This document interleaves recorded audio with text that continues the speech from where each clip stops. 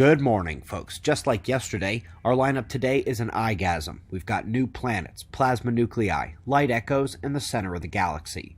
We're starting with our star at spaceweathernews.com, and the last day was really starting to look like the final throes of sunspot minimum.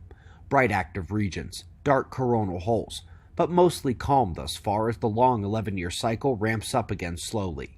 The active regions do not have any sunspots below the bright umbral magnetic fields, which is expected at this stage. As the sunspots return, they will get increasingly large and long-lasting, but it's a process.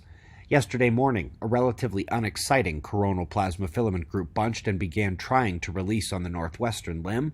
Almost like a stealth CME, as the coronal release was nearly imperceptible, it was a slow but dense CME, and it's not headed at Earth.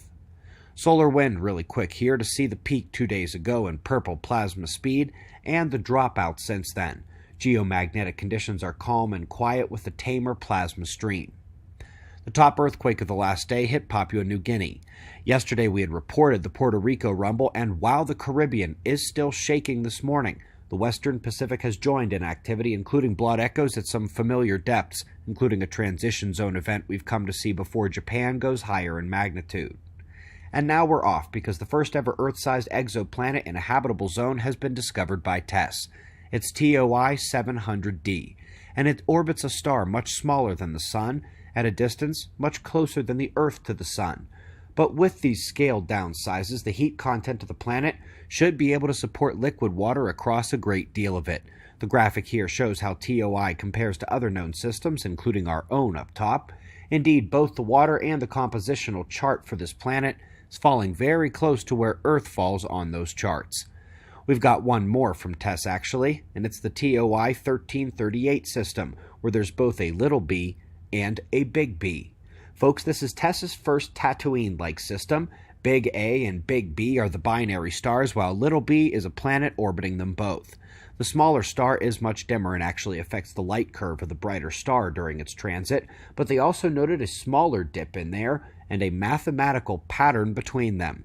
Folks, this is called resonance, and it happens so often in celestial situations of orbit, it's hard to imagine random chaotic effects of gravity being the culprit, especially when we know an electromagnetic system is going to produce a similar pattern. Folks, we are off to M87, the famous black hole image galaxy. You'll recall yesterday morning we showed you the video where Dr. Robitaille debunked it, but today we're seeing that there is indeed a galaxy there, along with a galactic plasma nucleus and a cosmic jet. It has indeed easily been visible in radio imagery for years and X-rays, and they have found such a drastic change in the appearance of the jet over just a few years, they say the jet must be relativistic, with particles moving at nearly the speed of light. Speaking of plasma nuclei, not all of those things they refer to as black holes lie at the center of galaxies. In fact, at the pink dots in each galaxy image here, they claim to have discovered a non-centralized plasma nucleus, and you can see their distributions here. And in addition to remembering that the specific math of black holes violates numerous observational and theoretical constructs, I have to admit that some of these pink dots are looking like they are indeed in the dead center of the galaxies, especially those last two. We're going to RS Puppis next for a new look at the famous light echoes.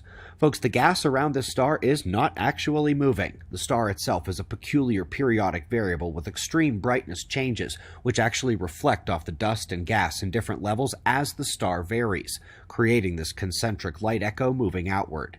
In the new work, they were able to show the intensity of the concentric shells of the light echo as it emanates and expands, showing it's probably not like a clean sine wave.